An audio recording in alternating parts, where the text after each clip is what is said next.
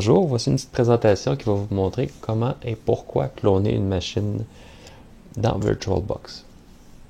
La première question qu'on peut se poser, c'est quoi un clone? Un clone, c'est une machine identique à une autre machine, dans le fond. Comme les humains ou comme dans Star Wars, il y a les clones.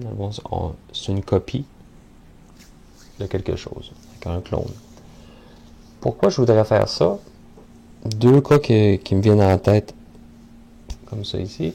Par exemple, les machines de développeurs. Si j'ai 10 développeurs dans mon équipe, j'ai pas le goût de monter 10 machines de développement avec Visual Studio, avec différents outils que les développeurs ont besoin. Ce que je voudrais, c'est en créer une, puis après ça, la copier. Il y a une possibilité de le faire, avec des machines virtuelles.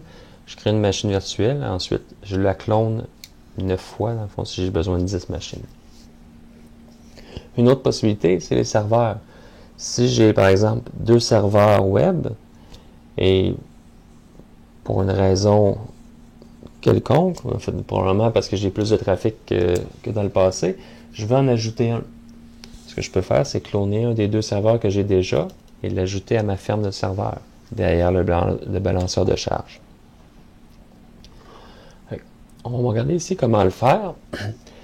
Dans VirtualBox, vous pouvez faire un clone seulement si la machine n'est pas en fonction. Si ici on voit que la machine tutoriel VirtualBox est en fonction, si je fais bouton droit de la souris, j'aurai pas l'option cloner. Quand ce que les autres ici en haut, ils vont me permettre l'option. IIS, je vais prendre IIS Microsoft SQL Demo, bouton droit de la souris et la petite brebis qui représente probablement Dolly, le premier mammifère qui a été cloné. À côté ici, clone. J'appuie sur clone, cloner. Ça me demande comment vous voulez l'appeler votre clone. Là, j'ai déjà un clone qui s'appelle, j'ai déjà une autre machine qui s'appelle clone de IIS. Je choisis clone 2 ici. Je fais suivant. Puis pas la petite difficulté, mais la petite différence la petite question qu'on peut se poser, c'est est-ce que je veux un clone intégral ou un clone lié? Clone intégral, c'est vraiment, ça va devenir une machine à part entière qui est séparée de la machine originale. À partir du moment où le clone va avoir été fait, ils vont pouvoir vivre leur vie séparément. Je vais pouvoir en effacer une ou l'autre et j'aurai pas de problème.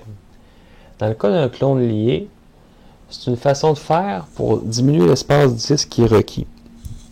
Par exemple, dans un clone intégral, si j'ai une machine, dans le fond, qui a un disque dur de 20 GB, puis je veux la cloner, mais mes 2 machines, dans le fond, l'original et le clone, en tout, vont prendre 40 GB.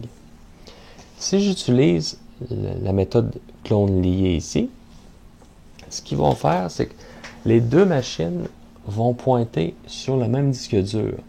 La seule différence qu'il va avoir, c'est que la machine clone va garder en mémoire les changements qui ont été faits depuis la création du disque dur, depuis le clone en fait. Évidemment, il y a des coûts en performance, mais on sauve de l'espace disque. Il y a beaucoup de fichiers, dans le fond, entre les 2 machines qui vont être les mêmes de toute façon. Qu'on pense à l'installation de Windows, là, qui prend plusieurs gigs, et que c'est les mêmes fichiers, que ce soit le clone ou que ce soit la machine originale. Vous décidez ce que vous voulez. Si je prends le clone intégral, mais ça va être très long. On va vouloir qu'il recrée, de toute façon, vous l'avez l'explication ici, il va falloir qu'il crée un disque dur de la même taille que celui-ci. Je pense que c'était 32. Je vais faire cloner. Et là, je le laisserai travailler. Et il va finir par me créer un autre clone ici. Bonne journée.